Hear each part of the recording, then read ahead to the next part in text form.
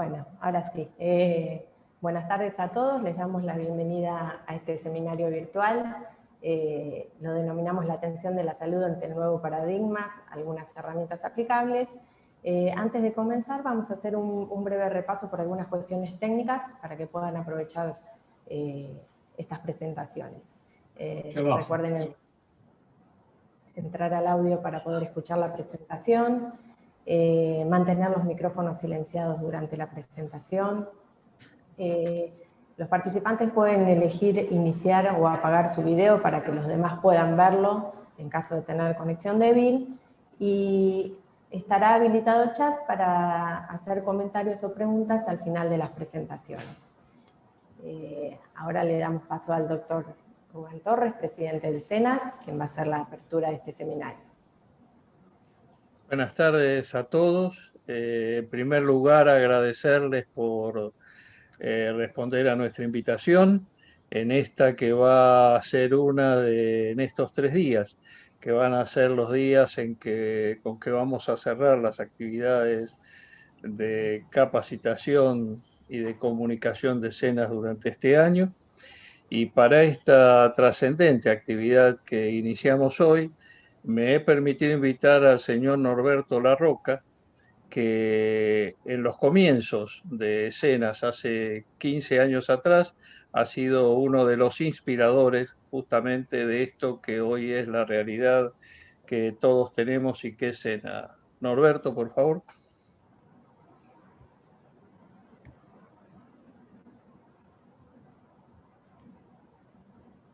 Ya te activamos el...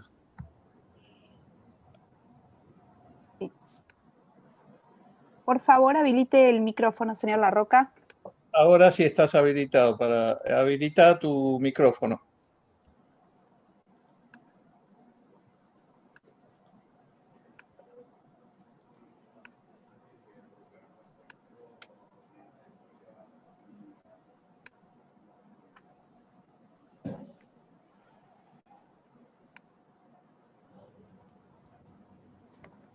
A ver, Graciana, ¿qué está pasando? Es que tiene que habilitarlo él, ya tiene el permiso.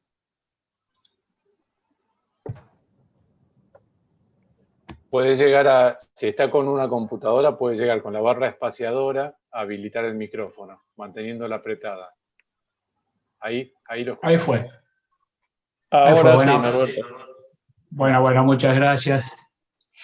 Bueno, bien, Rubén, con esta presentación así un tanto histórica de los emprendimientos con el SENAS, quiero marcar y reafirmar que este instrumento imprescindible, vital, demorado bajo el punto de vista sanitario, nos permite a nosotros llevar adelante pequeños pasos en esta reforma demorada que lleva muchos años de debate y que no lo logramos. Pero ustedes, desde el SENAS, tienen la gran oportunidad de avanzar en instrumentos que son inevitables.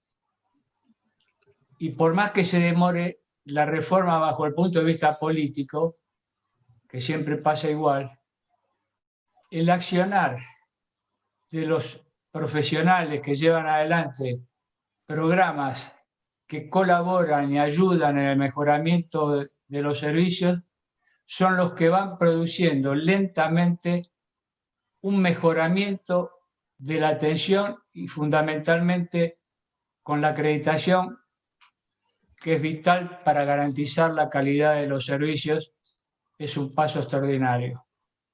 Yo les agradezco a ustedes que sigan adelante con estas líneas, con estas ideas, y que van a ser impulsores de estas inevitables reformas que el sistema necesita y va a tener, porque es vital para nosotros la acreditación de todos los servicios de nuestro país. Buen seminario, muchas gracias por la actividad. Muchas gracias, Norberto. Y bueno, Josefina o Roberto, no sé quién va a coordinar esto, los dejo en uso de la palabra. Muchas gracias. Bueno, creo que esto es una tarea compartida. Muchas gracias, Rubén. Hoy tenemos el agrado de presentar a alguien que sí sabe sobre el costo de no calidad. Entre nosotros está el doctor Fabián Vítolo, que lo conocemos en dos de sus grandes tareas. Está en este momento como gerente de Relaciones Institucionales y de los servicios médicos de Noble, la compañía de seguros. Pero también lo conocemos como profesor en ISALU, por donde ha pasado por varias etapas, pero ahora está con la diplomatura de la seguridad del paciente, y la verdad que se ha adaptado, como nosotros con nuestra diplomatura en el SENA, se ha adaptado a la modalidad de distancia muy bien, muy bien. Así que, bueno, bien. Si no me he olvidado de algo, Fabián. No, para nada, Roberto, la audiencia. Te agradezco muchísimo siempre que me convoquen para hablar de seguridad del paciente, que es mi gran pasión. Como vos decías, yo estoy cumpliendo este año, en estos días, el 18 de diciembre, 33 años de médico, y mi carrera está dividida en dos partes. Médico asistencial, Hospital Fernández, durante 17 años, y hace más de 20 que estoy en el mundo de los juicios contra médicos, instituciones. He pasado por distintas etapas, la médico legal, la gestión de riesgos, pero desde hace, yo te diría, 10 años que estoy abocado de lleno al tema de seguridad del paciente como la forma más positiva de enfocar todos estos temas. Así que vamos a correr un poquito, porque bueno, yo sé que después viene el plato fuerte, que es Rubén, y no quiero quitarle muchos minutos. Vamos a comenzar haciendo una pequeña introducción de seguridad del paciente, porque la verdad que el actual movimiento moderno por la seguridad del paciente tiene una fecha de nacimiento muy clara, que es noviembre de 1999, hace más de 20 años, cuando el Instituto de Medicina de los Estados Unidos, parte de la Academia de Ciencias, publica el informe de errores humanos, que seguramente lo habrán escuchado, con sus famosos 44.000 a 98.000 muertos por año en los Estados Unidos, equivalentes a un jumbo por día. La mayoría de estas muertes evitables, más de un 50-60% absolutamente evitables. Y si tiene una partida de nacimiento, también tiene una fecha de bautismo, que es la publicación por el mismo instituto de Cruzando el Abismo de la Calidad, que nos llama a cerrar la grieta, ¿no? Esta es la grieta entre la atención que tenemos actualmente en el mundo y la que podríamos tener con los mismos recursos. Y nos llama a cerrar las brechas en las 6 grandes dimensiones de la calidad y consagra a la seguridad a la misma medida que el centro del paciente, la efectividad, la eficiencia, la oportunidad y la equidad, y nos llama a trabajar fuerte en cada, porque si uno se pone, y esto daría para todo un seminario, todo lo que nos falta en cada una de estas dimensiones es muchísimo. Claramente la atención hoy no es segura, y lo vamos a ir viendo a lo largo de toda esta charla. Han pasado 20 años y ya tenemos más o menos claro la magnitud y el impacto del enorme problema de la atención médica insegura, y que la mayoría de las cosas no tienen que ver con malos profesionales, sino con un sistema muy complejo y procesos deficientes. Entonces ya sabemos hoy, de acuerdo a distintos estudios nacionales de eventos adversos, que aproximadamente 1 de cada 10 pacientes que se internan en hospitales de todo el mundo sufren daños, y que el 50% de estos daños serían evitables.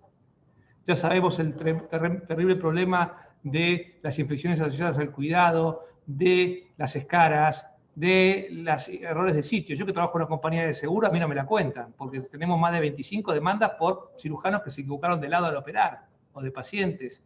Se estima que hay 1.500 casos por esto de este tipo en Estados Unidos.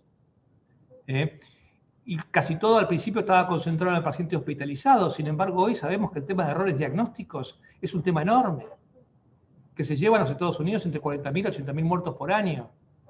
El tema de errores de medicación, medicamentos mal conciliados, pacientes que reingresan a internarse. Bueno, en definitiva, hoy yo no voy a hacer todo un seminario de seguridad del paciente, pero ya tenemos más o menos claro la magnitud del enorme problema, y también tenemos más o menos clara qué hacer. O sea, ya hay prácticas de seguridad con suficiente evidencia científica, como checklists de seguridad quirúrgica, como paquetes de medidas para neumonías asociadas a respirador y bacteriemias asociadas a catéter, como protocolos para retiro temprano de sondas vesicales, como bundles para manejo precoz de sepsis. En definitiva, el por qué y el qué es lo que hay que hacer está bastante claro. No está tan claro el cómo hacerlo. El cómo hacerlo. De ahí la importancia de meter mucho más ciencia en la implementación, mucho más ciencia de la mejora asociada a la ciencia de seguridad. Pero lo cierto es que en los últimos 20 años hemos progresado muy poco.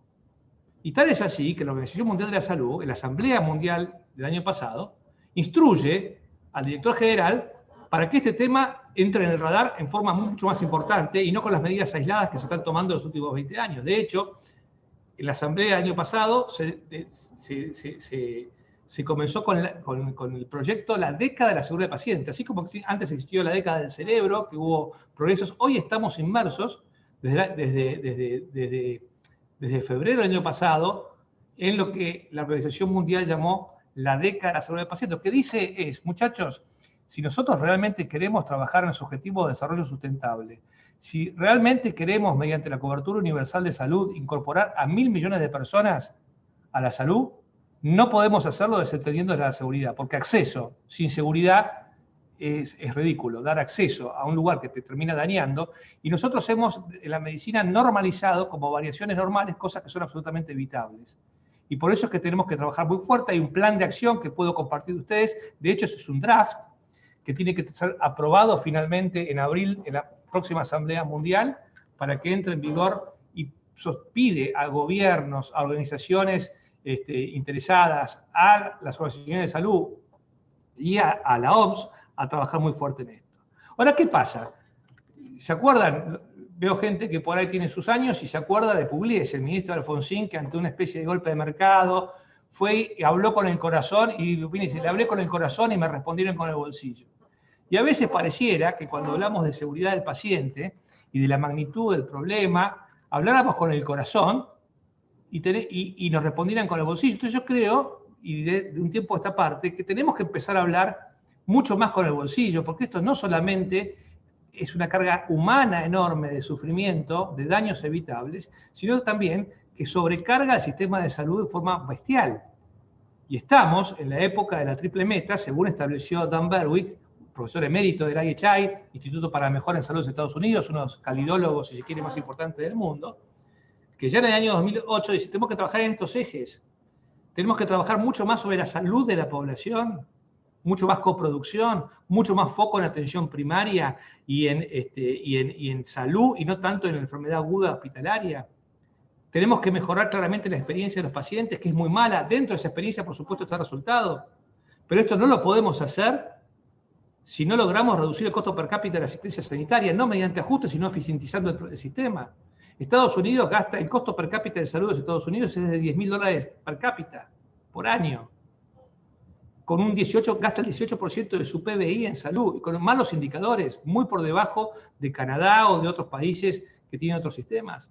Entonces, claramente, en seguridad del paciente tenemos que empezar a hablar de costos. En realidad se habló siempre de costos, pero cuando uno va a los ateneos y escucha, nos hemos ya llenado los oídos de los 44.000 a 98.000 muertos del Jumbo, pero nadie, cuando hablamos del informe de Radios Humanos, hace más de 20 años, repara en el costo de $30.000 millones que se calculaba en Estados Unidos, gastos directos e indirectos, y que la mayoría de esos problemas se debían a sistemas defectuosos y no a fallas individuales de los prestadores, todo lo que teníamos que trabajar. Y así se han ido publicando cada artículo, cada documento publicado, y seguimos con el tema, siempre tuvo su correlato económico. Es cierto que los estudios económicos son muy difíciles de comparar, los estudios de costeo son distintos, los rangos son muy grandes, pero bueno, es lo que tenemos para decirnos. Fíjense en este trabajo sobre más de 400.000 eventos adversos anuales,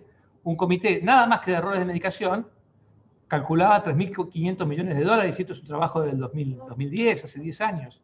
Este es más cercano, 2017. Ustedes saben que la Organización Mundial de la Salud ha establecido grandes desafíos. El primer desafío fue manos limpias salvan vidas, el segundo desafío fue cirugía segura salva vidas, y el tercer desafío en el cual estamos inmersos es, tenemos que trabajar sobre los errores de medicación, sobre todo situaciones de alto riesgo, pacientes internados, medicamentos de alto riesgo, el drama de la polifarmacia en el adulto mayor, la falta de conciliación en las transiciones asistenciales, pero esto cuesta mucho dinero, $42.000 millones se estimula, se especula que es el costo global de los errores de medicación. Ahora yo les pregunto, ¿cuántas cosas se pueden hacer con ese dinero? Este es un trabajo muy interesante porque está para fue publicado por Aziz Shah de la Escuela de Salud Pública de Harvard y por Pilar Largoitía de la OMS, donde, fíjese el título, carga global de la atención médica insegura de acuerdo a modelos analíticos. Y ellos calculan y utilizan la métrica esta que utilizan los sanitaristas, que es DAILIES, que es días de vida perdidos ajustados por discapacidad. Y fíjense los días de vida que se llevan la atención médica insegura y los costos. Ellos, haciendo la estimación que hicieron en su momento, después podemos compartir el trabajo, llegan a la conclusión de que se extraían al sistema para atender complicaciones 132.000 millones de dólares anuales. Y este es un problema que afecta fundamentalmente a países de ingresos medios y bajos. Porque yo me indigno cuando a veces uno dice, no, la calidad es para la gente que tiene resueltos otros... Mirá, tengo otros problemas, Víctor, mirá lo que es esto, mirá lo que es esto. ¿Querés que me preocupe? La seguridad y la calidad es para la gente que quiere acreditar cenas, que quiere acreditar ITAE, que quiere acreditar Joint Commission. Y la verdad es que es un círculo vicioso, es decir, la falta de calidad genera más muertes, o sea, la calidad es para la salita, para todos. Se ha generado el concepto que calidad es para el hospital italiano, el hospital británico, el hospital alemán. A mí me indigna cuando escucho ese tipo de cosas y lucho para que así no sea. Fíjense que en cuanto a carga, peso de enfermedad, la atención médica insegura, y está incluidas las inyecciones porque se incluye África en ese momento, ocupan dentro de las grandes ligas, dentro de las 10 principales causas de morbo y mortalidad a nivel global. Y hoy, en este trabajo que vamos a comentar dentro de un rato, se especula, acuérdense que en el 2016 el profesor Macari publica en el British Medical Journal comparando los muertos por accidentes médicos o por errores médicos y decía que era la tercera causa de muerte. Bueno, eso fue desvirtuado, no es la tercera, pero fíjense que es la 14ª. No estamos muy lejos, para que tengan una idea, esto equivale a la esclerosis múltiple en países desarrollados, y la tuberculosis y la malaria en países de bajos ingresos medios y bajos. Y el 15% del gasto hospitalario global se va para tratar complicaciones que podrían haber sido prevenidas con medidas de bajo costo. Yo antes decía medidas simples y de bajo costo. Le saqué el simples, porque si fueran simples, la estaríamos cumpliendo. La higiene de manos, los checklists y otras cosas. Le saqué el simple. Claramente son de implementación muy compleja y tenemos que ponerle mucho más cabeza. Ahora, yo podía dedicar toda la tarde o 2 días para explicar por qué no hemos avanzado, cuáles son las barreras que se han puesto, y son algunas de las que tenemos ahí. Es decir, claramente no se reconoce este tema como un tema de salud pública. O sea, no tiene mucha glamour hacer campañas en contra de los errores asistenciales, pero la verdad es que tendría que estar al tope de la agenda, como el cáncer de mama, como la obesidad, como la hipertensión o la diabetes. Faltan muchos más datos. Los médicos nos hemos enamorado del estudio aleatorizado, randomizado, doble ciego, que demuestre que esta medida de seguridad, y la verdad es que es muy difícil tener en todo lo que son herramientas de cambio social, como es, por ejemplo, la higiene de manos, o la aplicación de un checklist, o la aplicación de un proceso social complejo, tener el nivel de evidencia biomédica tan duro, y esto ha frenado bastante. Por otra parte, sabemos las cosas que hay que hacer, pero la gente no las hace cuando se las mide. No se transmite fácilmente el conocimiento, hay muchísimas barreras culturales, falta de liderazgo, privilegio de la productividad. Fíjense que cuando alguien pide más gente, o está buscando el indicador madre de todos los sistemas, de la productividad. ¿Cuánto producís? Y nadie está midiendo indicadores de experiencia del paciente, indicadores de calidad. Pero hoy nos vamos a concentrar en la parte económica, porque para eso estamos hablando. Yo no soy economista, pero creo que hay que empezar a hablar de dinero. Como decía, empezar a hablar de dinero. Y básicamente nos vamos a concentrar en estos 3 grandes temas. El costo de la industria del juicio de responsabilidad civil y penal, la falta de alineación de intereses, y el costo de los eventos adversos. Porque cuando empieza todo esto en general, y yo fui el médico más corporativo que se les pueda participar, algunos se acordarán de la década del 90, el movimiento de la litigiosidad indebida, ¿no? Insultábamos a los abogados, a las compañías de seguros, a toda esta gente que nos hacía entrar a una medicina defensiva que incrementaba los costos. Nunca se presentó bien claro cuánto incrementaba los costos en la Argentina, todo este circo de la responsabilidad profesional, civil y profesional, a país de América Latina, con mayor cantidad de juicios a profesionales. Pero sí en Estados Unidos, ustedes saben que en el año 2008 más o menos, Obama todavía era senador junto con Hillary, ya estaban planificando el Obamacare, la reforma de salud, y le pidieron, y también estaban como en Argentina, pidiendo reformas legales, cambios en la legislación, acortamiento del plazo de prescripción, topes indemnizatorios, tribunales especiales, más o menos las mismas cosas que pedíamos acá por esa época. Y la pregunta que les hizo la Escuela de Salud Pública de Harvard fue, traten de estimar el costo que tiene todo el circo de la responsabilidad civil y penal en Estados Unidos para ver si justifica las reformas legales. Allá es muy difícil porque es a nivel estatal. Y haciendo, y aclaran en su trabajo, y lo publican todas estas gentes conocidas de escuelas Mellon, Gawan, de Stuttgart, son profesionales serios de Harvard, reconocen que fue muy difícil hacer el estudio, el trabajo, que no había datos consolidados, que era muy difícil la comparación, pero si tuvieran que llegar a una estimación, llegaban a esto, ¿no? Que en Estados Unidos, al 2008, todo lo que era responsabilidad civil, penal, representaba el 2,4% del gasto en salud de los Estados Unidos, cosa que en absoluto es monstruosa, porque fíjense que son casi 55.600 millones que se extraían al sistema para ir, y la mayoría en medicina defensiva, entendida como todos los estudios que se le pide al paciente, principalmente, pero no únicamente, y está el problema para protegerse ante un eventual caso legal. Pero bueno, lo que llegaron a la conclusión es, y grábense este 2,4, porque cuando comparamos este 2,4 con el costo de los eventos adversos, nos vamos a dar cuenta que el problema no son los juicios, sino que el problema son los costos de los eventos adversos aún sin juicio. Más allá de eso, yo creo que tenemos que claramente replantear toda la aplicación del sistema penal y civil a los médicos, porque la verdad es que no cumplen con su función. O sea, ¿qué sentido tiene? El sistema penal básicamente está para castigar a quienes cumplen delito, resaltarlo en la sociedad y servir de ejemplo para el resto de la gente, digamos. Ahora bien, la mayoría de las malas praxis, digamos, de las negligencias, imprudencias, le ocurren a buenos profesionales, no a malos profesionales, que tienen un récord de más de 20 años, muchas veces demostrar que han tratado bien a la gente y que están más que formados. ¿Qué sentido tiene quitarles la matrícula? Por otra parte, el sistema de responsabilidad civil tampoco termina compensando a las víctimas de actos negligentes, porque la mayoría de las víctimas de actos negligentes no demandan. Y no demandan porque no se enteran, no demandan porque se disfrazan las cosas como complicaciones, o no demandan porque no tienen acceso a abogados en una zona pobre, o porque tienen una muy buena relación con sus médicos y no quieren meterlo en un problema. Entonces la gente que tendría derecho a algún subsidio, a alguna reparación, no la tiene. Y por otra parte, muchísima gente que inicia la demanda entra en un circo de reservas, de compañías de seguro, judicial, y muchas veces termina llevándose dinero gente que realmente no era víctima de mala praxis. No es lo ideal, pero es lo que ocurre muchas veces. Entonces esto en algunos países está destrabado, porque en realidad vos tenés dos sistemas que se contraponen, el sistema de seguridad del paciente, que todos nos han enseñado que la culpa no es lo importante, que lo importante es realmente disecar los accidentes y saber por qué se producen, pero en un juicio de responsabilidad civil y penal, la responsabilidad es todo, la culpa es todo. Bueno, en algunos países, por ejemplo, han modificado los sistemas de compensación. Ellos utilizan el sistema legal no fault, en los cuales ante un paciente que ha tenido algún tipo de daño, ¿no? Lo que se evalúa, y hay tribunales para eso, es la evitabilidad, independientemente del factor culpabilidad. Lleva no fault. Si el evento se juzga evitable, esta persona tiene derecho a un subsidio. A un subsidio. Ahora bien, ¿quién banca el subsidio? El fondo para bancar esto, en general son impuestos. Imagínense si en Argentina pusiéramos impuestos a la negligencia médica.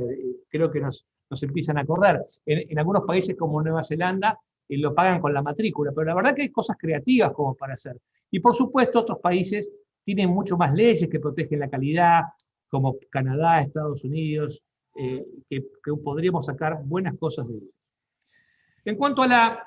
Voy corriendo porque el tema es enorme y tenemos 35 minutos y no quiero quitarle mucho tiempo al doctor Torres, pero digamos, otro de los problemas que tenemos es la falta de alineación de intereses. Claramente, los intereses de los médicos y su grupo, de las clínicas, sanatorios, hospitales y de los financiadores, muchas veces no están bien alineados. Y este trabajo es muy interesante porque muestra, es un trabajo publicado por Ipin, que es de la Escuela de Salud Pública de Harvard, es un trabajo clásico, que ¿qué es lo que hacen? Este trabajo demostró que con los sistemas de pago por prestaciones, como tenían entonces en Estados Unidos, 2013 estamos hablando, todavía muchísima gente, había muchísimos hospitales privados que ganaban más por las cirugías que se complicaban que por las que evolucionaban sin problemas. Y esto es lo que pasa también todavía en muchos lados de Argentina. A mí me pasa, ¿sabes qué pasa? La calidad que la pague, un paciente se complica, se infecta, está un mes en terapia intensiva y yo sigo cobrando el día cama. Entonces, mientras no se premie la calidad y se castigue la no calidad, o no se incentive la calidad y se castigue la no calidad y la no seguridad, este tipo de cosas va a seguir existiendo. Fíjense lo que hizo IPEN. Tomó un sistema de 12 hospitales sin fines de lucro que representaba financiado más o menos con el promedio de los Estados Unidos. Fíjense que en Estados Unidos un 45%, casi un 50% del financiamiento viene de un hospital privado, viene de Medicare y Medicaid. Ahí entendemos por qué el 98% de los institutos norteamericanos están acreditados Joint Commission, porque es una condición del Medicare. Yo quisiera ver si en Argentina usted tiene que tener acreditación de SENAS para tener algún pago. Yo creo que tenemos que avanzar a ese tipo de cosas. Analizaron, fíjense, cerca de 35.000 pacientes quirúrgicos con complicaciones de cirugías, de discencia de suturas, stroke, infartos, infecciones de sitio quirúrgico, neumonías posoperatorias. Y se focalizaron estas 10 complicaciones. ¿Y qué vieron?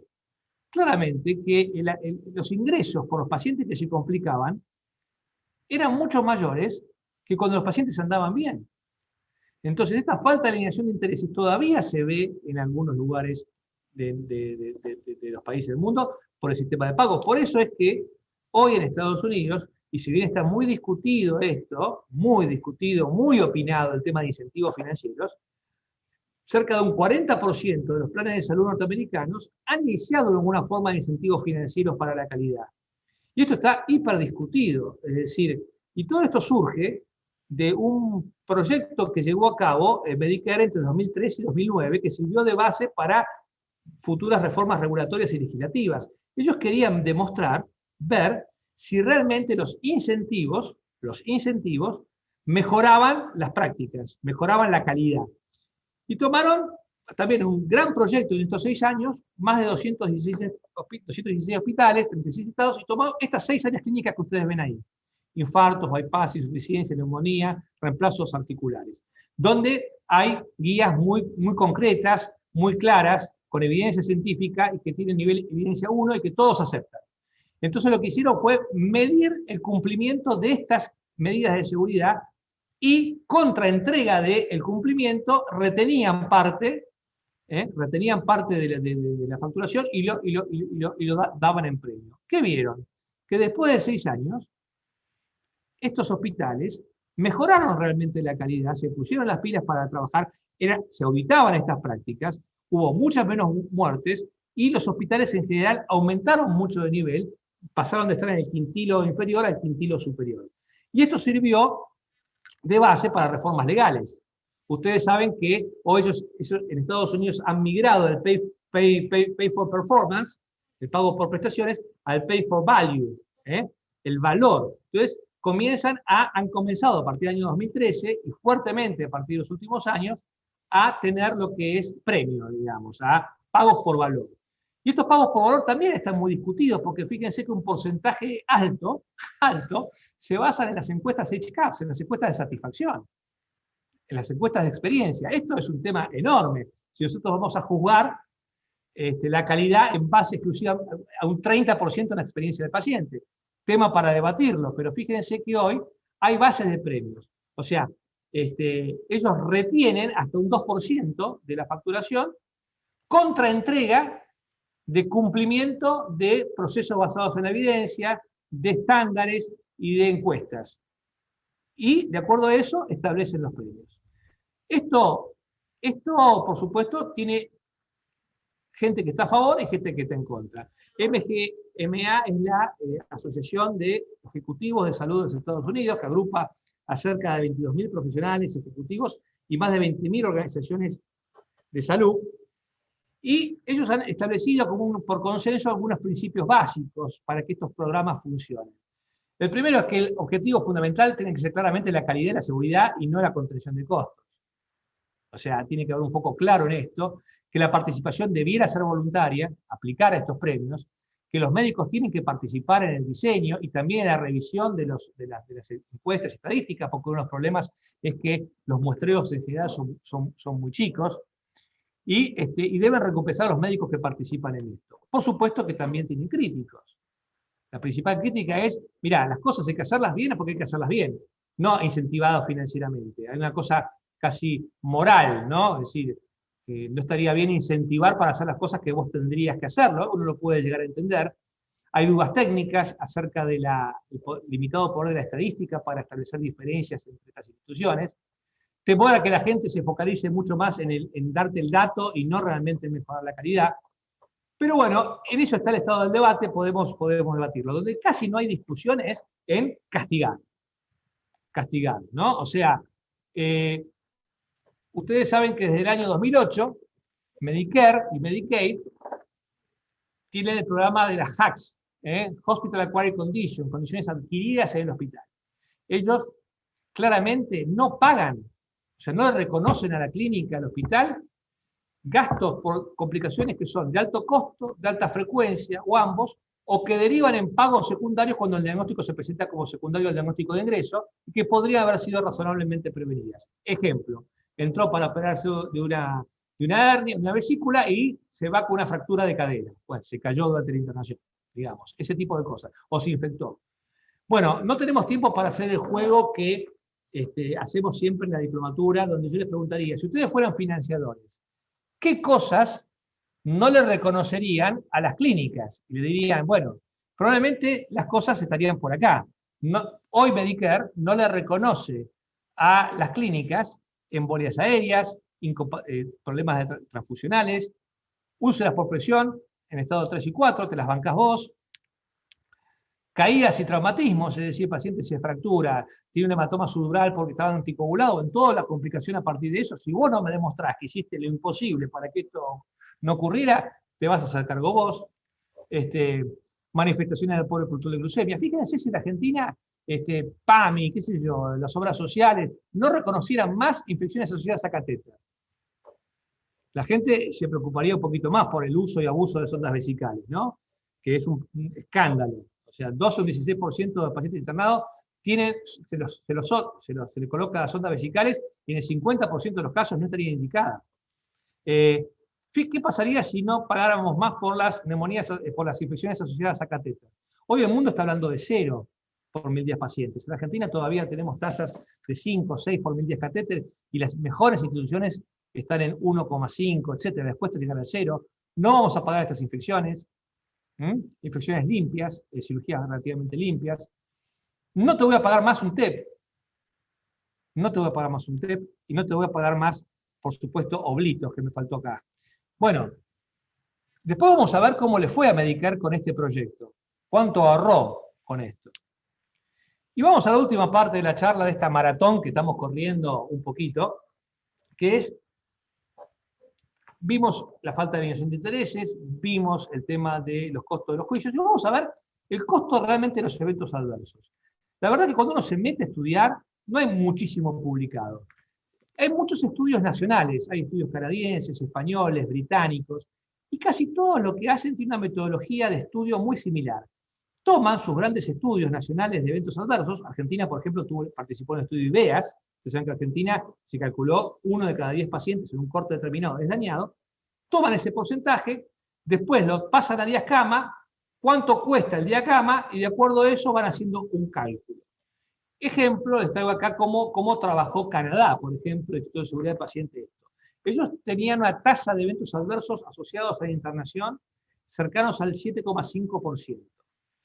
Cuando eso lo ponderan con la cantidad de altas que dan por año de egresos, que eran más de 2,5 millones de pacientes, el adicional que le agrega, y curiosamente algunos estudios acá, Mariana Flitzman de Susmedica también, los pacientes que se complican tienen un promedio de 6 días de internación mayor, y el costo promedio de días camas para ese entonces era de $950 canadienses por día, con lo cual la carga de los eventos adversos para el sistema de salud canadiense, el peso absoluto, era de más de 1.000 millones de dólares canadienses. Claro que uno no, si quiere realmente estudiar esto, tiene que ver cuáles de estos eventos eran realmente prevenibles.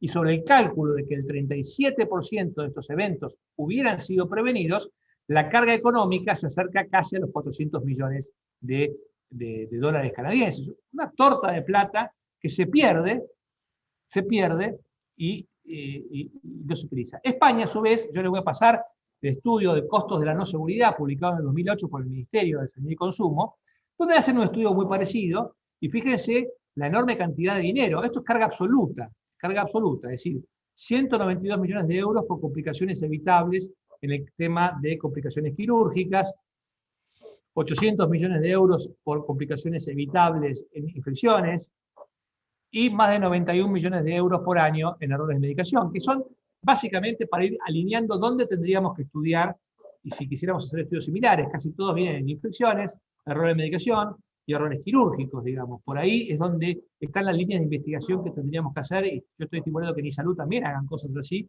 para tener datos argentinos.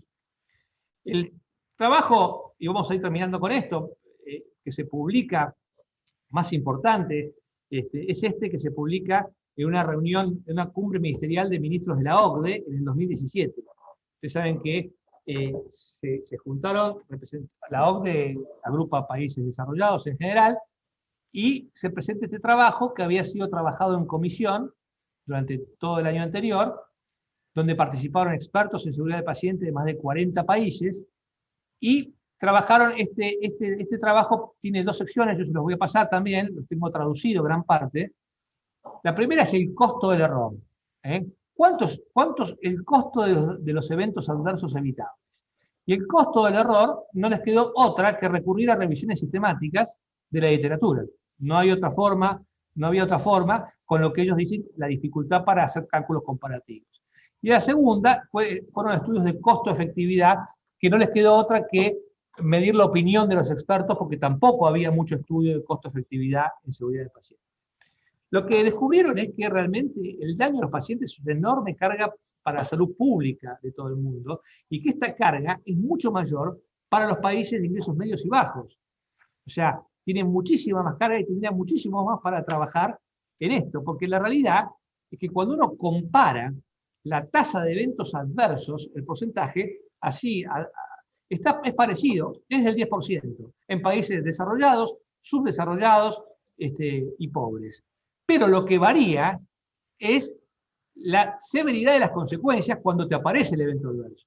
Es decir, cuando vos te pescás una bacteria asociada a catéter en un país, fíjense, en Filipinas o en un país de ingreso pobre, es decir, la posibilidad de que te mueras es mucho mayor que en un país desarrollado. O sea, la diferencia no estaría tanto en la tasa, en la frecuencia con que ocurren los eventos adversos, sino realmente en la severidad de estas consecuencias. Y este trabajo que yo les quiero, es otro trabajo publicado, que forma parte de este trabajo, que es de donde salió el tema que yo les comenté, la esclerosis múltiple, etc. Es un trabajo de Hock publicado, donde él se fija en el Reino Unido y toma estas 6 complicaciones: sepsis, úlceras por presión, tromboembolismos venosos, infecciones de vías centrales, muertes en condiciones de baja mortalidad, fractura de cadera, las agrega y compara la carga de enfermedad y los costos, pero fundamentalmente la carga de enfermedad de estos 6 tipos de eventos adversos, y fíjense que está a la altura del cáncer cervical, supera el cáncer cervical, a la altura de la tuberculosis, a la altura de la esclerosis múltiple. Es decir, que estamos hablando de un problema de salud pública grande. Y la mayor carga básicamente está dada por las cosas que tienen más prevalencia. Si se fijan, las infecciones de vías centrales o la fractura de caderas en pacientes internados no tienen una alta representación. Pero ¿qué pasa con las úlceras por presión? Ustedes saben que las úlceras por presión fue el evento adverso más prevalente en el estudio IVEAS, 17,5%. 17% de pacientes que se internan se cargan en la Argentina. Y tenemos un costo monstruoso de todo eso. Muerte en condiciones de baja mortalidad, por malas condiciones de anestesia o por mala recuperación, el costo de los tromboembolismos venosos y la sepsis. Y claro, el total de la consecuencia es que se pierden días camas que se necesitan para otras patologías. Fíjense que el exceso de días camas de esas 6 complicaciones fue equivalente a 500.000 por año, equivalente a 70.000 internaciones, o sea que tuvo un costo muy, muy alto. ¿Y qué se podría hacer con toda esa plata? Con esa plata que se trata para esas complicaciones, esas 6 complicaciones. Un hospital promedio, fíjense, un hospital promedio podría pagarse 9 GP, 9 médicos de cabecera y 15 enfermeros. Y con esa plata que se gasta para tratar esas 6 complicaciones, en toda Inglaterra se podrían pagar el sueldo anual de más de 2.000 médicos de cabecera y más de 3.500 enfermeros hospitalarios. Entonces, tenemos muchísimo para trabajar en esto y para estudiar. Ahora bien, entrando un poquito en la costo-efectividad, que hay muy poco, cuando uno habla de prevenir, está hablando de millones, y cuando habla de tratar las complicaciones, está hablando de billones. O sea que estamos realmente con una diferencia monstruosa en todo esto. Y eso que estamos midiendo exclusivamente los gastos directos de tratar complicaciones. No estamos viendo el costo indirecto para los sistemas, por las muertes prematuras, por los impuestos perdidos, por los subsidios que hay que dar. Entonces, fíjense que en Australia, en 2008, se calculó que el costo, nada más, el costo que generaban tromboembolismos venosos, y la mayoría, 2/3 de los tromboembolismos venosos se producen en pacientes internados, significaba el 0,15% del PBI de Australia. Entonces estamos hablando de temas que no son como la frutilla de la torta. Temas a los cuales realmente hay que darles trascendencia. Me fui. Lo mismo va para complicación de uso de la compresión. Pero bueno, volvemos a, ¿se acuerdan que yo les dije el proyecto de Hospital Acquired Conditions, el HACS, del Medicare, que no pagaba por complicaciones? ¿Cómo le fue al Medicare con eso? Fíjense, a 5 años, entre 2010 y 2015, aplicando este método de castigo, hubo un 21% menos de condiciones adquiridas en el hospital, con 125.000 muertes menos y un ahorro acumulado de 28.000 millones de dólares. O sea, la gente se tuvo que poner las pilas, porque te debitaban. Entonces, muchachos, nos debitan. Pongámonos las pilas, tratemos de mejorar. Y fíjense que los mayores ahorros vinieron por cosas básicas, por menos eventos adversos por error de medicación, menos úlceras por presión y menos infecciones urinarias. No estamos hablando de cosas esotéricas que no se puedan prevenir, con adecuadas guías, con adecuada conciencia. Entonces, para concluir, el costo del error es este. Todo esto que venimos hablando.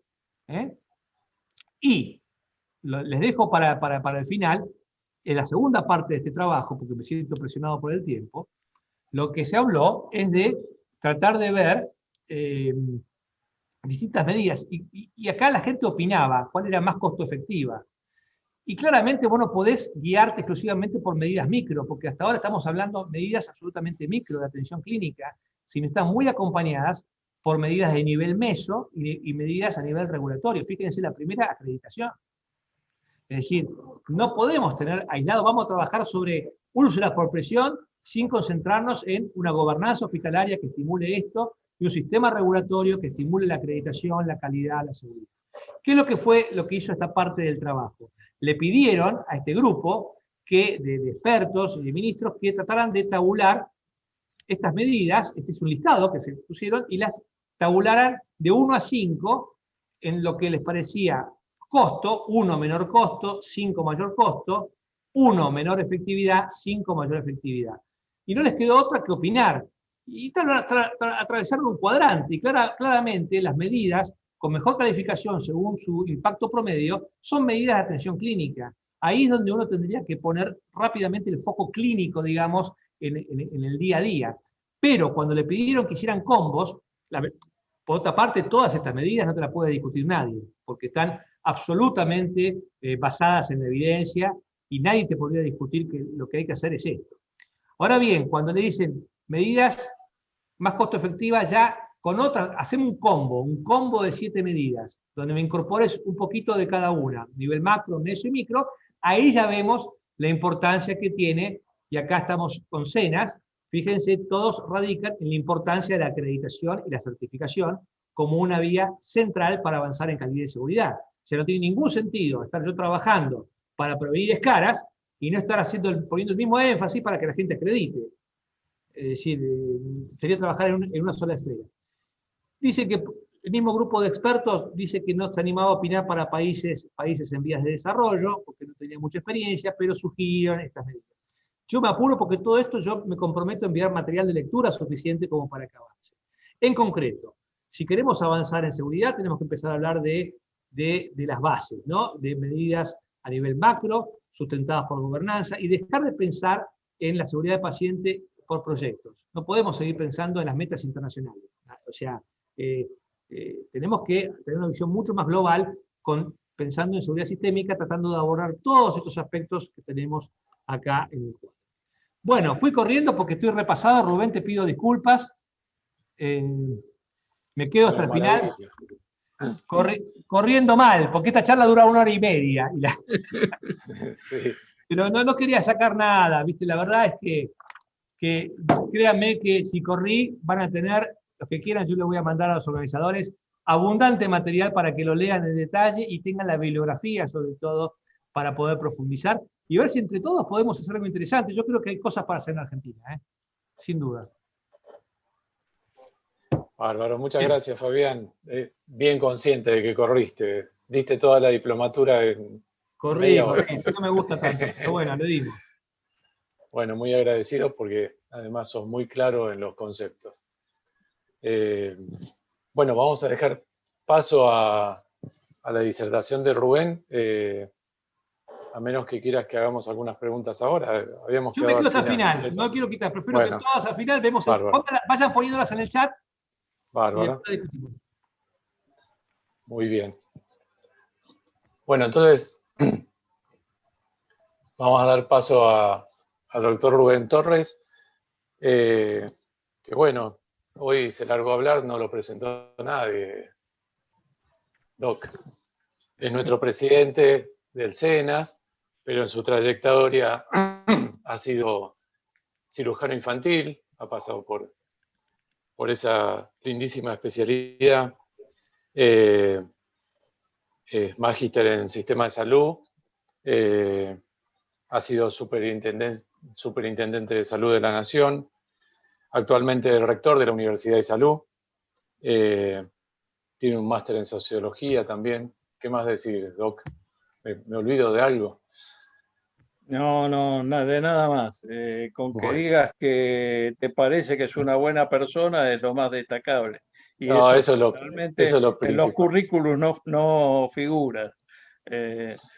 Así que muchas gracias. Buenas tardes a todos. Es lo principal. Y miren, yo tenía previsto que es muy difícil hablar después del tipo que más sabe de seguridad del paciente y de riesgos y de costos de no calidad, ¿no es cierto? Intentar hablar de eso resulta casi imposible, pero en su efectividad, Fabián me ha dado pie para lo que yo, sin haber hablado con él, voy a intentar comentar con ustedes en estos minutos. A ver, Fabián mencionó recién aspectos históricos, ¿no? Respecto de la seguridad del paciente. El errar es humano. Y yo quiero mencionar otra cosa, porque él repetidamente en la charla mencionó el Obamacare. Y hablando con gente del gobierno de los Estados Unidos, muchos aceptan que realmente lo que torció la voluntad del Senado de los Estados Unidos para aprobar el Obamacare fue la contundencia de algunos de estos números que Fabián mostró respecto del mal gasto que se producía por todos estos eventos adversos que él mostró y que, como vieron ahí, alcanza casi 56 billones de dólares.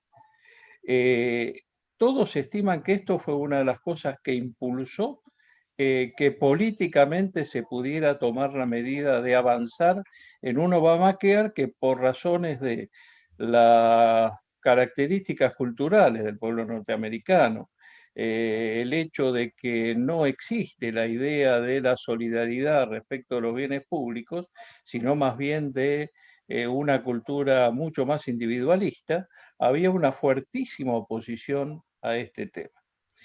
Esta situación, que él narró perfectamente bien, tuvo una disparada importante cuando en 1994-95 una muy destacada epidemióloga que se llama Laurie Garrett escribió un libro que se llama, y ahora viene muy a cuento de lo que estamos pasando, escribió un libro que se llamaba La plaga que viene. Y ella refería en ese libro dos cosas, ¿no? Primero, la posibilidad de que en un futuro muy cercano, decía ella, se produjeran grandes epidemias en el mundo. Y poco después, la segunda parte de ese libro hablaba además del tema de la seguridad del paciente. Y poco después, inspirada en ese mismo libro, escribió otro que se llamó Abuso de confianza, Betrayal of Trust, el fin de la salud pública. Y en ese libro ella narraba cosas que realmente generaron en la prensa norteamericana muy importantes reacciones. Ella decía ya en ese momento, miren, aproximadamente el 10% de los pacientes que ingresan a un establecimiento hospitalario en los Estados Unidos y permanecen en él más de una noche, se van o se tienen que quedar porque tienen una infección intrahospitalaria no viral. Esto era brutal como descripción de lo que ella decía. Es más, en el prefacio de ese libro, ella decía, miren, el 50% de las personas que no están enfermas gravemente y se internan en un hospital tienen un serio riesgo de contraer una enfermedad en el paso por él. Era un poco exagerada la visión, pero su intención básica era despertar la idea sobre este tema. Por eso, y siguiendo la línea de Fabián, Argentina está hoy pensando qué vamos a hacer con nuestro sistema de salud una vez que salgamos de esta plaga que nos asola. Y cuando se ha empezado a conversar de esto, ustedes lo han visto, por ejemplo, desde la seguridad social en algún momento se planteó, bueno, tenemos que aumentar los aportes y contribuciones. Yo escuché poca o ninguna voz que hablara de lo que habló Fabián, o poca o ninguna voz que hablara de algunas cosas que yo les voy a mostrar respecto de cómo se dispensan los cuidados de salud en Argentina, en los cuales el malgasto tiene dos aspectos. Uno, el que Fabián mencionó, relacionado estrictamente con la seguridad, y otro que yo les voy a mencionar, que tiene que ver con la eficiencia, pero que tiene un horizonte muy difuso con el tema de la calidad. Él muy bien mencionaba que cuando se discutió la actual iniciativa de lo que se llamó en Argentina cobertura universal de salud, y hoy se llama salud universal, hubo una gran disputa a nivel de la OMS, en la cual yo tuve oportunidad de participar, porque decían, no, miren, no hablemos de cobertura, porque la cobertura no garantiza nada. Es decir, el hecho de tener una cobertura es una formalidad, pero no garantiza nada respecto de el acceso que esa persona tenga. Y cuando se empezó a discutir esto, se pretendió cambiar el nombre por acceso universal. Ahora, cuando uno ve algunos números, ve que el acceso tampoco garantiza nada. Porque cuidado que el acceso es acceso a qué. Y después de arduas discusiones, el documento de cobertura universal comienza diciendo, miren, si nosotros no podemos subsumir la fragmentación de los sistemas de salud y no podemos garantizar la calidad de los servicios de salud, la verdad que es una tontería hablar de cobertura o acceso universal. Es decir, que lo primero que tenemos que garantizar son estas dos cosas. Y yo les voy a mostrar algunos ejemplos de qué sucede con estos temas en nuestros sistemas de salud y algunos en Argentina. Lamentablemente, como siempre, nosotros tenemos muy pocos datos respecto de eso. Miren, una disputa que se da muy habitualmente es esto, ¿no? ¿Qué tiene que ver la calidad con la eficiencia? Fabián lo tocó al pasar, cuando habló de costo-efectividad hace unos minutos. Y realmente, la pregunta es, ¿pueden separarse calidad y eficiencia? Él lo demostró claramente, pareciera que no es así, porque, a ver, un servicio puede brindarse dentro de límites aceptables de calidad, pero con mucha menos eficiencia. A ver, si yo pongo una inversión enorme, es muy probable que pueda garantizar determinados parámetros de calidad, pero cuidado, lo puedo hacer más allá de los límites de la eficiencia. Entonces, este es un tema sobre el cual tenemos que poner el acento. Además, por otra parte, una búsqueda desmedida de eficiencia puede ir en perjuicio de la calidad. Y la calidad con que se brinda un servicio de salud no puede separarse de la eficiencia, pues si no se tiene en cuenta el ahorro necesario de los recursos disponibles, el alcance del servicio será menor que el supuestamente planteado. Recién lo decía con toda claridad Fabián. Esto es lo que los economistas llaman el costo de oportunidad de estas cosas. Calidad y eficiencia son nociones abstractas, aparentemente. ¿Abstractas? Yo me preguntaría si son tan abstractas, pero medirlas es un desafío y los indicadores que deben separar la parte que se ve de las características de los pacientes de aquello que se relaciona exclusivamente con el aspecto de la atención clínica. Miren, medir calidad y eficiencia de un servicio de salud es una tarea compleja, pues la medición de algunos conceptos abstractos se añade la variedad de intereses que pueden influir en las evaluaciones subsecuentes. Esto es muy importante porque tiene relación con una realidad política, que es el tema de que la calidad tiene que estar entre las regulaciones que los gobiernos plantean a la entrega de servicios de salud. Nosotros en Argentina hace muchos años que hablamos de crisis del sistema. Sin lugar a duda, los indicadores económicos no dejan mentir respecto de esta situación.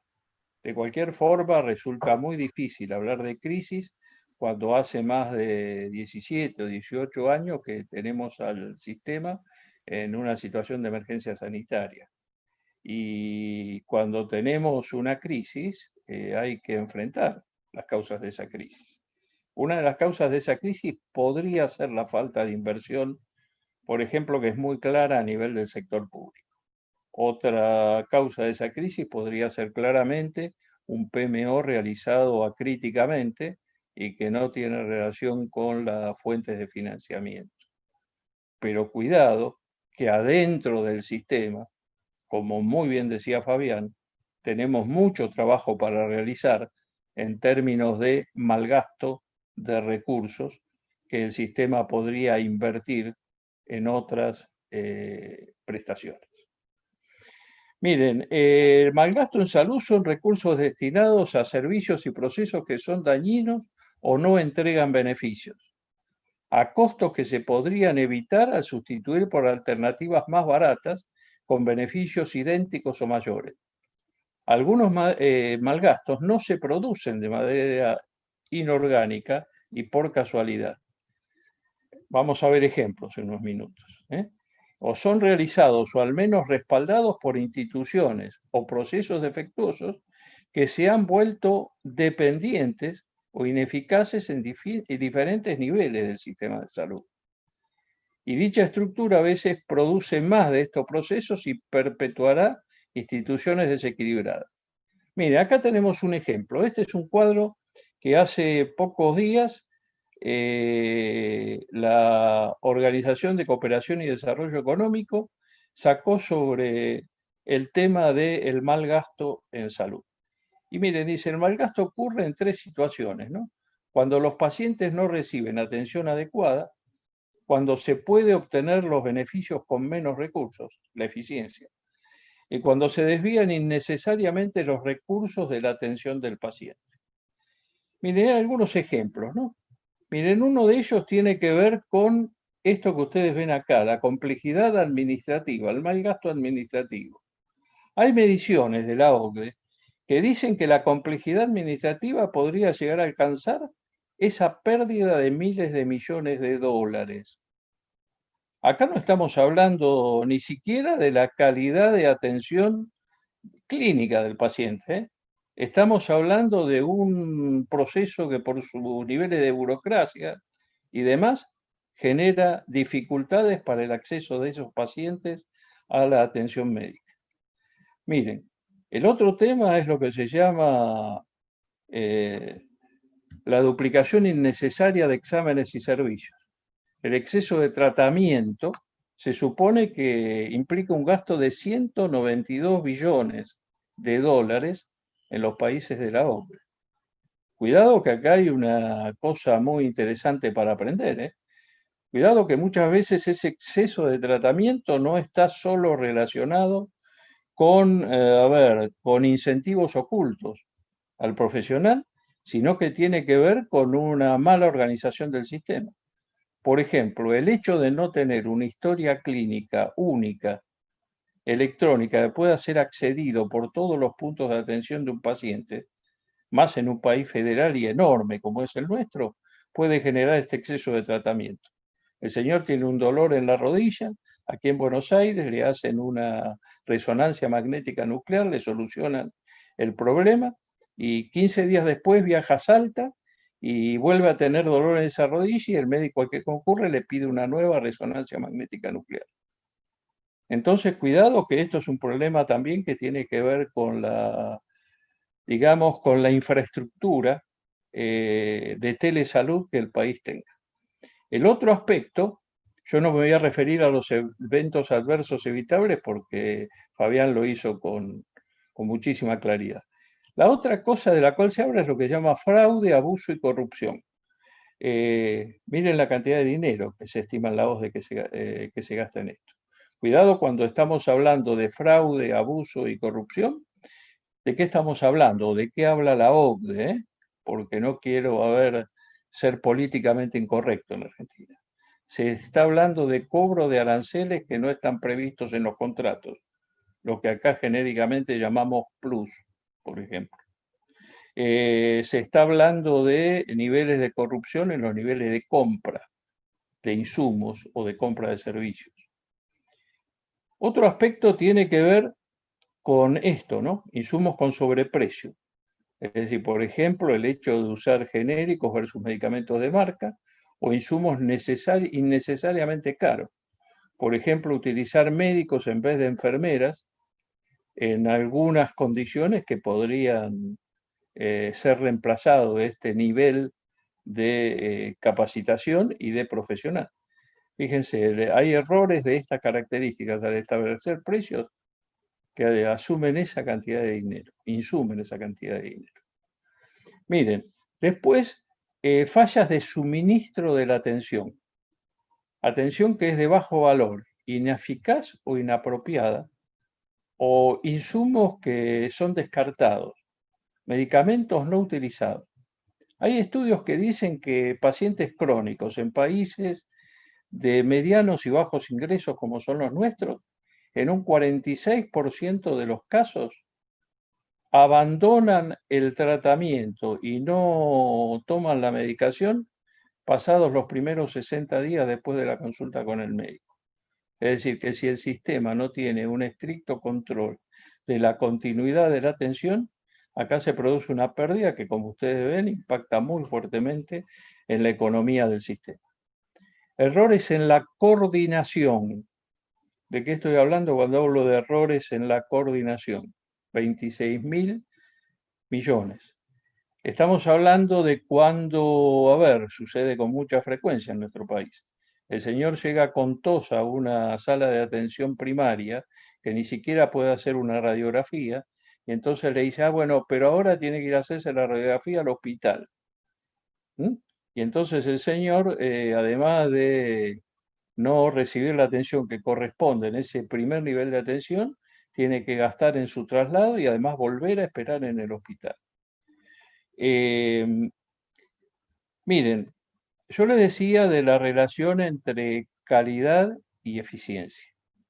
Este cuadro que ustedes ven acá muestra para algunas causas de ineficiencia que ha listado la Organización de Cooperación y Desarrollo Económico, cuáles son los aspectos en los cuales hay que tener mayor cuidado, que son los que están en este cuadro marcados con el azul más oscuro. Fíjense, por ejemplo, el caso de productos y servicios de cuidado de la salud cuando se usan excesivamente equipos, estudios o procedimientos. Esto implica identificar variaciones que no tienen justificación, lo que se llaman habitualmente variaciones de la práctica médica. El otro aspecto es cuando hay servicios de cuidado de la salud y eventos adversos y baja calidad de los cuidados, reduciendo procedimientos que aportan poco o ningún valor al paciente y que incluso pueden aumentar sus efectos negativos.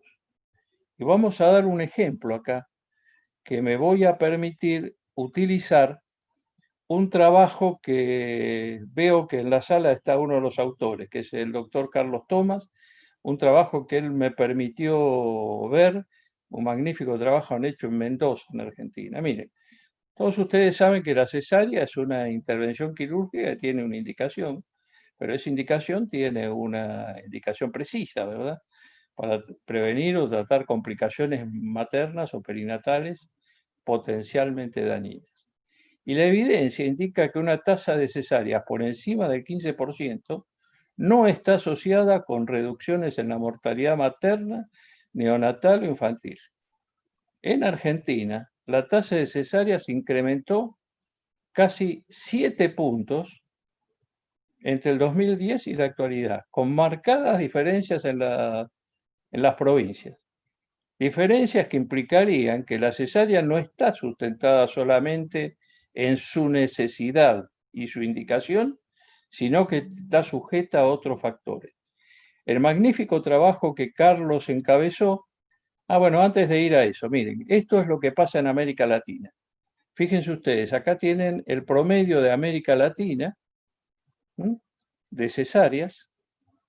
Fíjense los países de la región, el número de cesáreas que tienen por encima de esto. Este es el promedio de la OCDE, de 28 países de la OCDE, y acá tenemos Argentina, que afortunadamente está un poco por debajo en promedio del nivel de América Latina, pero está por encima de los niveles de la OCDE.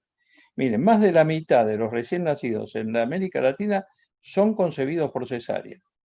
Y si bien las cesáreas han aumentado en todo el mundo, en Brasil pasaron, fíjense ahí, en el sector público más del 40 o 50% y a 80 a 95% en el sector privado. Esto no puede estar asociado con una necesidad. Y acá está el estudio sí, de Carlos, al cual hago mención. Ellos hicieron un magnífico estudio entre los años 2016 y 2018 en Mendoza, en que asociaron, por ejemplo, la tasa de cesáreas según la titularidad del centro. Y fíjense ustedes que en el sector privado, casi el 70% de los partos se producen por esta vía. Y fíjense, esto es estadísticamente significativo, según el estudio que ellos hicieron. Y fíjense para el caso de los niveles de cobertura, para aquellos que tienen seguridad social o una cobertura de medicina privada, el valor de las cesáreas es 67% respecto de los que no tienen seguridad social, que es menos de la mitad que eso. Es decir, esto no tiene muchas más justificaciones que no tiene relación con la necesidad, claramente. Y todos sabemos las complicaciones que pueden surgir de una cesárea por mejor hecha que esté realizada. Miren, esto también es del trabajo de Carlos, la tasa de cesárea según día de semana en establecimientos estatales y privados de Mendoza, en Argentina. Fíjense ustedes que claramente hay una disminución de estos los sábados y los domingos, en especial en los establecimientos privados. Hay un aumento marcado el viernes, antes de que generalmente la obstetra salga de su fin de semana.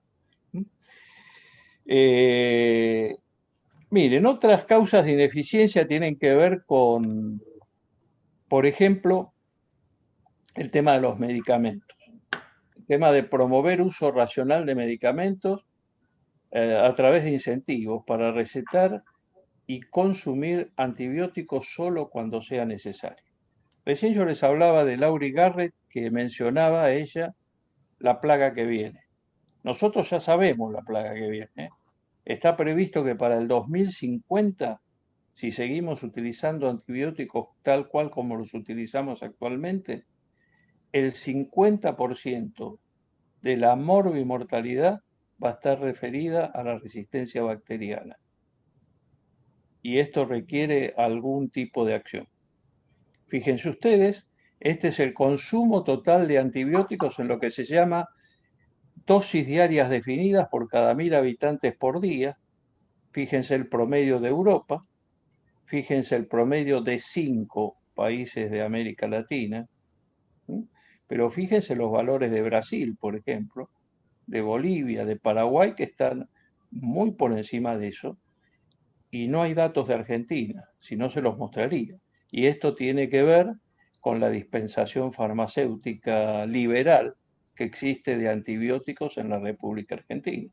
Y tiene que ver también con la presión mediática que existe y que le exige a muchos de los colegas la necesidad de prescribir un antibiótico para no perder su paciente, teóricamente.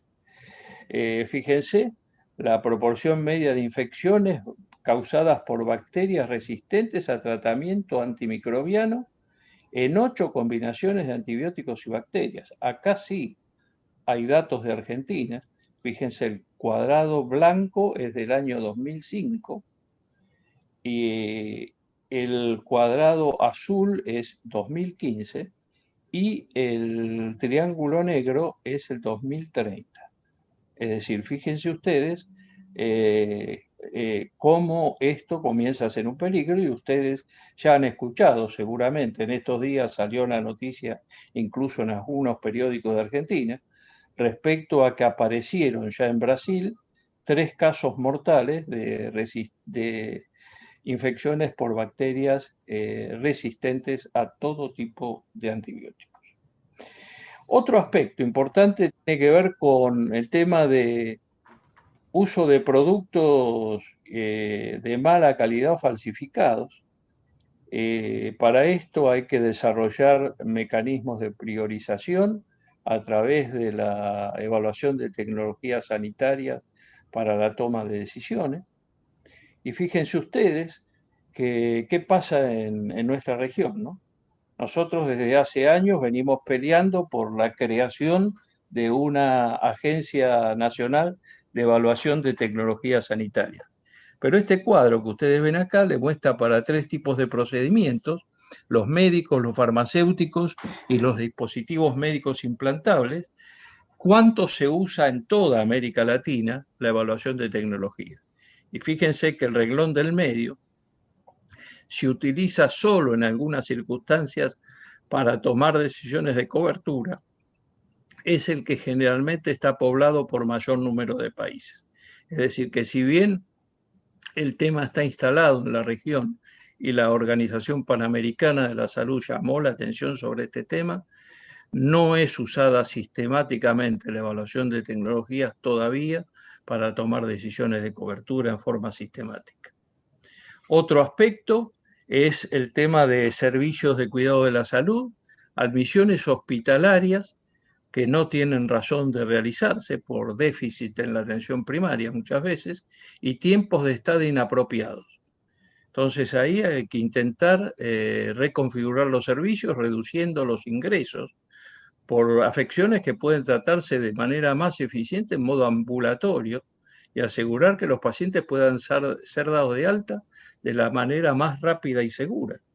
Fíjense ustedes, en 2009 se estimó que el 19% de todas las hospitalizaciones eran evitables, lo cual representa un ahorro potencial del 1.5% del gasto total en salud de América Latina, solo con esta dimensión específica del mal gasto.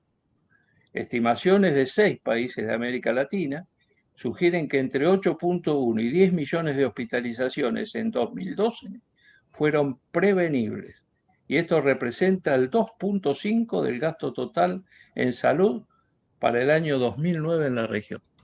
Este es un tema que tiene que ver básicamente con la organización del sistema de salud y con el modelo de atención.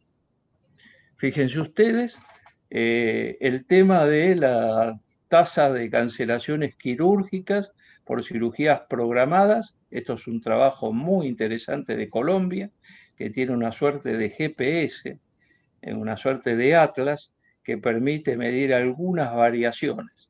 Por ejemplo, días de cama adicionales, que no tienen justificación respecto a la hospitalización. Readmisiones o reinternaciones, que son causas común y costosa de ineficiencia.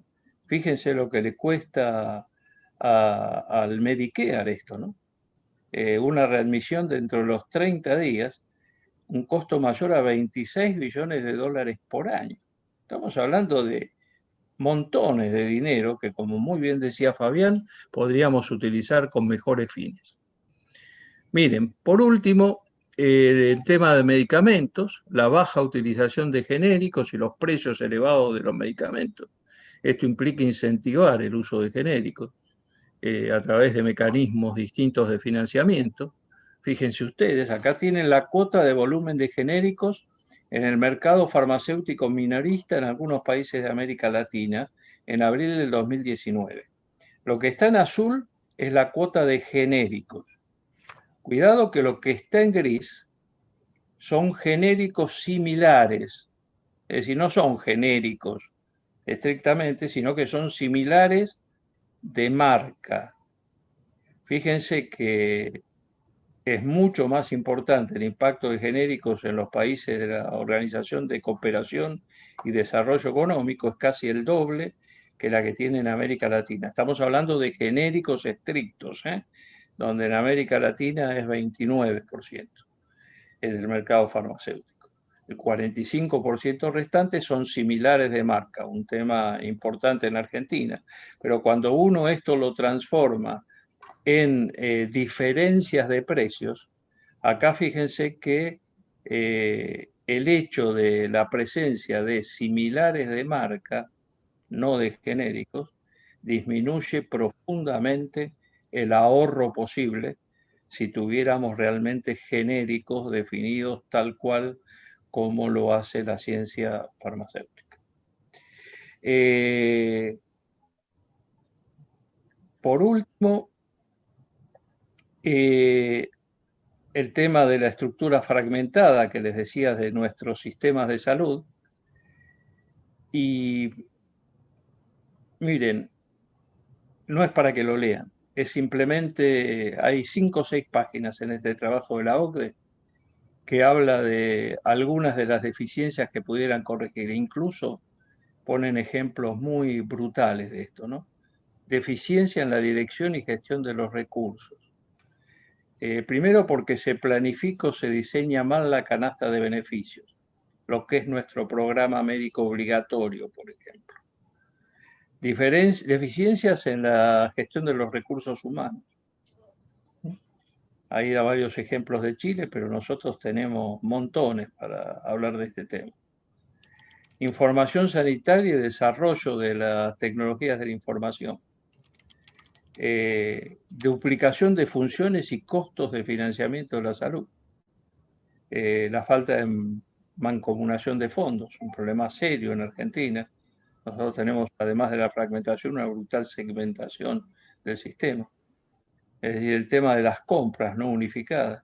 Acá está el ejemplo de México, por ejemplo, pero en Argentina ya hemos vivido la posibilidad de que con compras conjuntas se puede disminuir fuertemente el gasto en medicamentos. Es decir, que tenemos mucha actividad para realizar en este tema. Y el otro que tiene que ver ahora que se está hablando de una reformulación de nuestro programa médico obligatorio. Los programas de conjuntos de prestaciones tienen básicamente tres aspectos. El primero de ellos es definir qué se va a cubrir. El segundo de ellos es definir en qué condiciones se va a cubrir. Y esto es una guía de práctica clínica. Y el tercero es quiénes están en condiciones de prestar ese servicio. Y esto tiene que ver con la acreditación y la calidad. Bueno, lamentablemente nuestro programa médico obligatorio no tiene ninguna de estas tres cosas. No tiene ni guías de práctica clínica, ni tiene tampoco definición de quiénes están en condiciones de cumplir los servicios. Es decir, que perfectamente se puede hacer una hemodinamia en la peor clínica de Perico en Jujuy y en la mejor clínica de la provincia de Buenos Aires.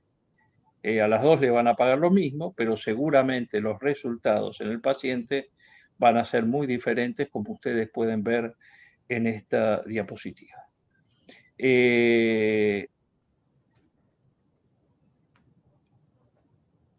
Una cosa muy importante, y la puse así para resumirla, tiene que ver con el tema de la falta de información, la ausencia de datos. Ustedes vieron, y resulta triste decirlo, a lo largo de la charla de Fabián y a lo largo de estos minutos que tuvieron conmigo, nos tuvimos que remitir en la mayoría de los casos a estudios que no son de Argentina. Y esto habla de la falta de prioridad que en Argentina le damos a este tema, que es un tema que tendría que estar fuertemente regulado por el Estado. Y esto es un problema de calidad. Los países tienen que asegurarse sistemas de información que puedan realizar seguimiento adecuado del rendimiento y producir datos útiles, e invertir en capacidad para analizar dicha información y utilizarlas para la toma de decisiones. Es decir, estamos discutiendo con la medicina prepaga a ver cuáles son los costos de la medicina prepaga, pero nadie discute cuáles son las posibilidades de mejorar las condiciones de atención que habría tomando algunas medidas. Y esto en muchos casos es por falta de información y en otros casos es porque se oculta la información de que se dispone. Por último, y para cerrar esto, cuando hablamos de calidad y eficiencia, las dos son esenciales para la reforma.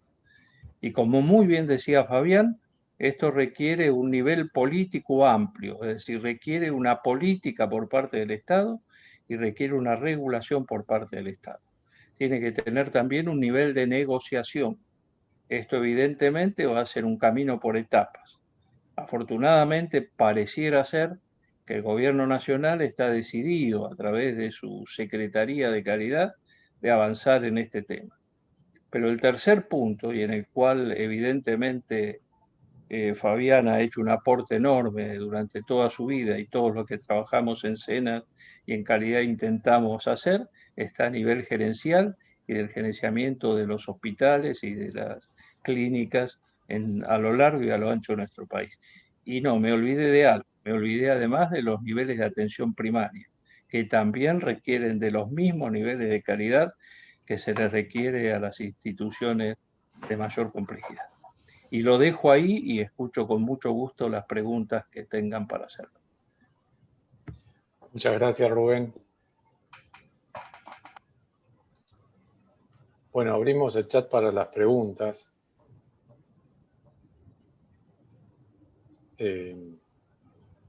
No sé, Josefina, si vos recibiste alguna más. ¿Alguna pregunta? No, la que te pasé al principio. Bueno, entre los concurrentes está Javier Ramírez, que a mitad de la charla de Fabián preguntaba, decía, el estar acostumbrado a una cultura punitiva frente a un evento adverso hace que cueste tanto ver el costo asociado a esos eventos y no se promueven actividades de mejora continua. Sin duda. Creo que en parte... Sí, mira, primero quiero felicitar a Rubén, he disfrutado esta hora como si estuviera viendo el mejor streaming de Netflix. La verdad que he aprendido muchísimo, Rubén. Y con respecto a lo punitivo, Mira, cuando en el antes que se publicara el informe de redes humanos, Lucian Lipp, que es una especie de San Martín de la seguridad del paciente de la Escuela de Salud Pública de Harvard, fue invitado a una comisión bicameral del Congreso para exponer sobre el tema de por qué no se podía avanzar sobre la seguridad del paciente. Y él dice, le dice a los senadores ahí que si tuviera que elegir una sola causa, de algo que es multicausal, él elegiría que tenemos una cultura punitiva, que castigamos a las personas cuando se equivocan. Por lo tanto, las personas no te dicen los errores, los ocultan, los ponen abajo de la alfombra, y que tenemos que avanzar hacia una cultura no punitiva. Vos sabés que los reportes de incidentes captan menos del 7% de los verdaderos eventos adversos. O sea, es una mala herramienta de identificación de daños. Bueno, dicho esto, avanzó el tema de la cultura no punitiva como una religión, ¿no? Diciendo, bueno, no tenemos que castigar. Pero a mí siempre, como médico que está en el área de responsabilidad profesional, me hizo ruido esto. ¿Dónde está el límite? ¿Dónde está el límite entre la responsabilidad individual, la disciplina y, digamos, y el sistema? Porque el problema que vos tenés cuando es el sistema y que somos víctimas del sistema es no hacerte cargo de tu tema. Yo he llegado a estar a nivel gerencial, digamos, en comités de riesgo, donde se decía, se comentaba un incidente, ¿no? Un incidente era una aberración, qué sé yo, se había colocado la vía central sin maniobras de asepsia, con un fenestradito. Entonces vos decías, bueno, ¿quién hizo esto? No, esto es para mejorar, no somos buchones, porque tenemos esa cultura en Argentina. Entonces hay que distinguir claramente entre tres cosas. Y esto, por eso, una cultura absolutamente desprovista de la culpa no es factible ni deseable, porque todos nosotros vemos en nuestros hospitales todos los días cosas que no son errores, que son, viste, que te indignan, te decís esto no puede pasar. Y por eso hoy trata de no hablarse de cultura no punitiva, sino de cultura justa. Una cultura justa es una cultura que diferencia entre tres situaciones: el error humano, el acto inseguro y la violación grosera de procedimientos. Y para cada uno tiene una forma disciplinaria, digamos. Claramente el tema de la medicina es que nos han formado que el error está mal visto. O sea, nosotros nos forman para no equivocarnos. Es decir, el error está mal visto desde que nos formamos. Nos forman hacia un ingeniero. A un ingeniero no lo forman hacia un ingeniero. El enemigo es el daño, no el error. A un ingeniero lo forman diciendo, como vos sos ingeniero y como te vas a equivocar porque sos humano, vamos a generar mecanismos redundantes, controles por oposición, verificación, para que cuando vos te equivoques, ese error sea interceptado y no produzca un daño. Mientras que al médico se lo forma diciendo, vos no te podés equivocar. Bueno, así es como estamos. Entonces yo creo que tenemos que avanzar muchísimo de la cultura no punitiva a la cultura justa. Además, en esto, Fabián, hay caminos intermedios también, ¿no? Vos fíjate que cuando salió el Obamacare, una de las cosas que se le impuso a las instituciones internacionales de los Estados Unidos es que en su publicidad en las páginas web tenían que por lo menos mencionar 3 indicadores de calidad, y uno de ellos estaba relacionado con los eventos adversos. Y era condición sine qua non para poder participar en la captación de pacientes del Obamacare.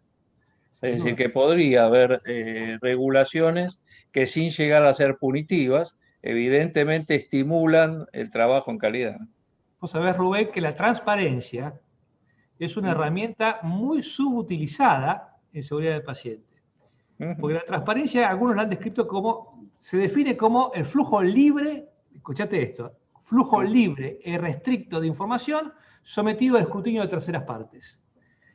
Y esto es como una píldora mágica que trabaja por distintos mecanismos de acción. Uno es la competencia, porque cuando vos te ves cola, y vos te haces como institución, y decís, muchachos, yo estoy en el quintil inferior, en opiniones, en indicadores, vas a ponerte las pilas para salir de esa situación. Ahora, si nadie lo ve, si nadie compara, si nadie hace benchmarking, entonces la transparencia, ¿qué pasaría a los jugadores de fútbol? Le miden pases, le miden metros corridos, a los cirujanos nadie le mide nada.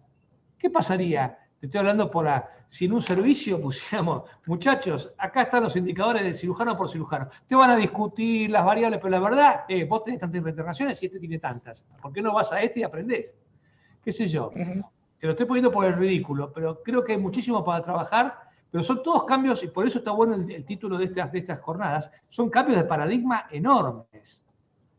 que nos va a costar mucho, ¿no? Porque no estamos formateados así, los médicos fundamentalmente. Yo uno las dos disertaciones. Qué importante, Rubén, la regulación del Estado para estas cosas, ¿no? Y uniéndolo a lo que comentaba Fabián, la regulación en el sentido no punitivo, que haya regulaciones que fomenten el camino de la calidad. Lo mencionaste en tu discusión y me parece importantísimo. Y yendo un poco a lo que comentó recién Fabián, a lo último, hemos tenido desde el SENAS el orgullo de pasar por alguna institución donde ya han empezado a medirle los tiros de esquina a los cirujanos. ¿Sí? Y se alinean y siguen la guía clínica y por supuesto que al principio molesta un poco esto, pero cuando se dan cuenta que es en favor de la calidad del trabajo, lo asumen plenamente. Seguro que sí. Bueno, recién preguntamos si había alguna pregunta de los participantes del evento y no hubo respuesta, así que yo creo que han quedado con la boca abierta y no, los dormimos. No. Es bueno además a esta hora, Roberto, porque es la hora de sí. cenar, así que es bueno que estemos con la boca abierta. Es bueno. Acá Leandro tenemos... levantó la mano. Eso, vamos a ver qué dice. Pablo, Leandro, habilitas el micrófono. Figueroa.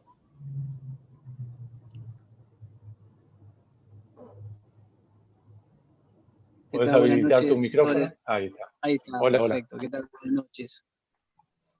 Buenas noches. Un gustazo, excelente. Buenas noches para todos. Bueno, mi consulta era si desde el instituto tenemos algún plan superador que pueda de alguna manera ir a los sistemas de formación, ¿no? A la Casa de Altos Estudios.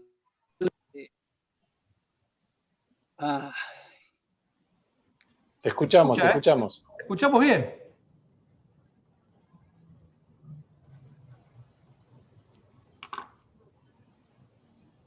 Bueno. Le agarró pánico escénico, Pablo. Sí. Te escuchamos, Pablo, ¿eh? Lo perdimos. Lo perdimos. Pero bueno, imaginando lo que por allí quería mencionar, el tema de la capacitación es clave. Las carreras de medicina en Argentina prácticamente no tocan el tema a lo largo de toda la formación. Es decir, es un tema que hay que comenzar a revisarlo en la formación de grado. Sí hay oferta de posgrado. Bueno, Fabián encabeza una muy interesante, que es un diplomado muy interesante, y hay muchas otras ofertas al respecto, pero en el nivel de grado es un tema absolutamente ignorado de la calidad. Yo he hablado alguna vez con algún vicerrector hace muchos años y me decía que no había lugar en la currícula. ¿Viste? Entonces, tenemos una currícula de hace 100 años.